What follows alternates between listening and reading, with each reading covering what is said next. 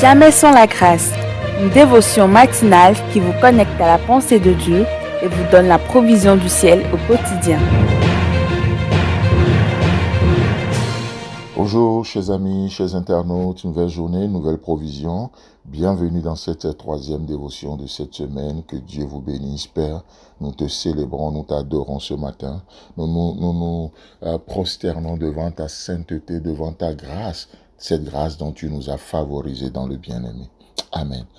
Continuons et bienvenue dans notre aventure de Psaume 8, le verset 5 au verset 7. Mais nous lisons juste la première partie qui nous interpelle ce matin. Mais qu'est-ce que l'homme pour que tu te souviennes de lui? Chers amis, chers internautes, j'espère que vous appréciez ce voyage dans ce psaume, dans cette belle aventure, dans cette réflexion. Comme on le disait hier, oui, notre plus grand atout, le plus grand atout de l'homme, c'est le cerveau, c'est l'intelligence que Dieu lui a donnée. Pourquoi? Parce que Dieu veut se faire connaître. Alors, il nous a donné ce qu'il faut, tout ce qui contribue à la vie, à la piété, pour que nous puissions le connaître et le reconnaître dans tout ce qu'il fait dans nos vies au quotidien.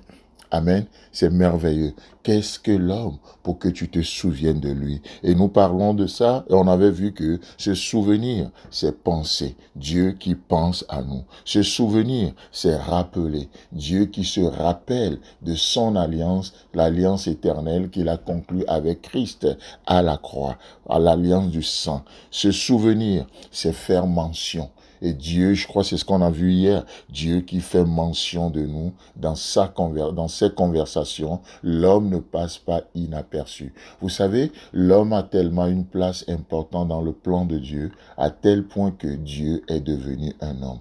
Et la question encore de réflexion, qu'est-ce que l'homme pour que Dieu devienne homme? Qu'est-ce que l'homme pour que le Yahvé, le Dieu Tout-Puissant, devienne Emmanuel? Pourquoi ne s'est-il pas incarné à un animal ou à autre chose? Mais qu'est-ce que l'homme pour que Dieu décide de visiter le Fils des hommes? Pour que Dieu s'incarne, il prend la chair humaine. Qu'est-ce que l'homme?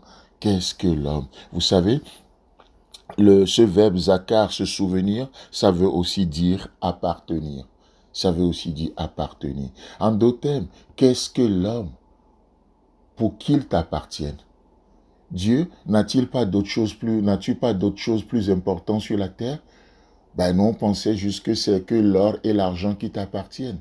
Nous, on pensait que il y a que des galaxies qui t'appartiennent. Nous, on pense que c'est... Non, mais qu'est-ce que l'homme pour que tu en fasses ta propriété?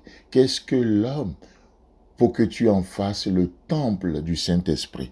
Pour que l'homme t'appartienne. Vous savez, nous sommes dans un monde où on cherche à posséder des choses, n'est-ce pas? Et Dieu, ce matin, Dieu t'a choisi, toi. Dieu dit, tu es ma propriété. Dieu a choisi les enfants, les premiers-nés en Israël, et tout mâle premier-né dit, vous m'appartenez. Et Dieu les a consacrés comme des Lévites. Et Dieu dit, non, non seulement vous m'appartenez, mais je vous appartiens également. Je deviens votre propriété. Raison pour laquelle, lorsque Dieu a distribué l'héritage aux 12 tribus d'Israël, il n'a donné que d'héritage à 11 tribus. Bon, si je dis il n'a donné qu'à 11 tribus, c'est mal formulé. Mais il a donné des choses naturelles, telle portion de terre à chaque nation, à chaque tribu. Mais à la tribu des Lévites, qu'est-ce que Dieu va dire? Dieu va dire, je suis votre héritage. Dieu se propose comme appartenant à cette tribu. Waouh! Non seulement l'homme appartient à Dieu, mais Dieu appartient à l'être humain. Je trouve cette symbiose tellement extraordinaire, cette fusion qui est entre l'homme et Dieu. C'est la même chose dans la Trinité. Le Fils et le Père, le Saint-Esprit qui sont un et tu sais plus qui est qui fait quoi.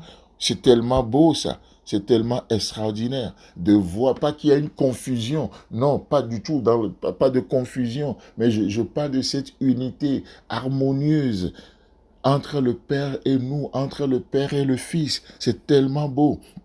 Vous voyez, mais qu'est-ce que l'homme pour qu'il t'appartienne? Qu'est-ce que l'homme pour que tu lui appartiennes? Ça vous fait penser à un passage dans le livre des Cantiques des Cantiques. La tsunami va parler et il va dire, mais il dit d'abord, mon bien-aimé est à moi et je suis à mon bien-aimé. Waouh! On s'appartient.